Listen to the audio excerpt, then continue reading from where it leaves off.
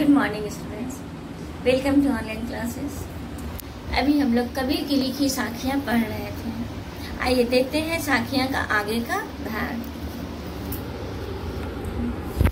प्रेमी ढूंढत मैं फिरूं, प्रेमी न मिले कोई, प्रेमी को प्रेमी मिले, 26 अमृत कोई। इस साखी में संत कबीर दास जी ने संसार में सच्चे भक्तों की कमी के बारे में बताया है। जो व्यक्ति प्रभु की सच्ची भक्ति करता है वह कभी भी दूसरे मनुष्य को उसकी जाति, धर्म या काम के लिए नीचा नहीं समझता। वह सभी मनुष्यों को समान भावना से देखता है और हर मनुष्य से एक समान प्रेम करेगा। देखते हैं। प्रेमी ढूंढत मैं फिरूं, प्रेमी न मिले।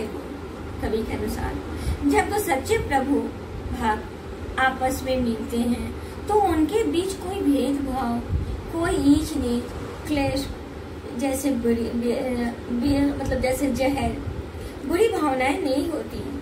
प्रेमी को प्रेमी मिले, 26 अमृत को नहीं होती। साथ ही जब दो सच्चे भक्त एक दूसरे से मिलते हैं तो नीची जात, दूसरे धर्म का व्यक्ति या अछूत व्यक्ति भी प्रेम का पात्र बन जाता है।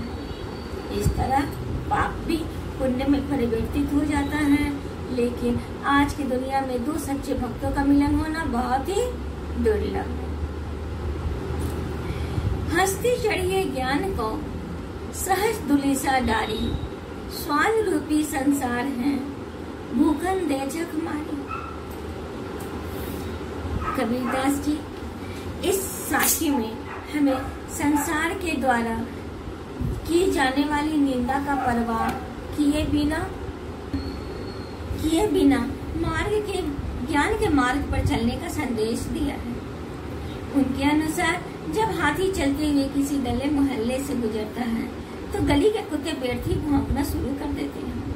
असल में उनके भौंकने से कुछ बदलता नहीं है और हाथी उनके भौंकने की परवाह किए बिना स्वाभाविक रूप से सीधे अपने मार्ग चल दे जाता है। ठीक उसी प्रकार हंसते चढ़िए ज्ञान को सहज दुलिसा डारी, फिरो हंसते चढ़िए। ठीक उसी तरह कवि चाहते हैं कि हम अपने ज्ञान रूपी हाथी पर सवार होकर यदि समाज की निंदा की परवाह किए बिना निरंतर भक्ति के मार्ग पर चलते रहें। कबीर जी के अनुसार जब भी आप ऐसा कोई काम करेंगे जो साधारण मनुष्य के लिए कठिन हो या फिर सबसे अलग हो, स्वान रूप संसार है भूखन दे जग मारी, ऐसा कठिन हो फिर सबसे अलग हो तो आपके पास पड़ोस या समाज के लोग आपको ऐसी बातें कहेंगे जिनसे आपका मनोबल कमजोर हो जाएगा। आपको वो नीचा दिखाने की कोशिश करेंगे। इसलिए कवि चाहते हैं कि हम इन बातों के अनसुना करके अपना मनोबल ऊंचा करके अपने कर्म पर ध्यान दें। पखा पखी के कार्य ने सब जग रहा गुलाम, निरपक होई के हरि भजे सोई संत सुजान। पखा पखी अर्थात पक्ष विपक्ष, भूलान अर्थात भूल जाना, निरपक अर्थात निरपेक्ष, निष्पक्ष, सोई अर्थात वही, सुजानात्मक अर्थात ज्ञान।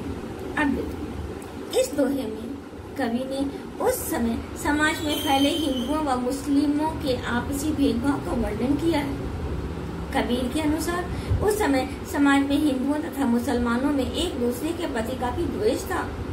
वे एक दूसरे के धर्म से घृणा करते थे।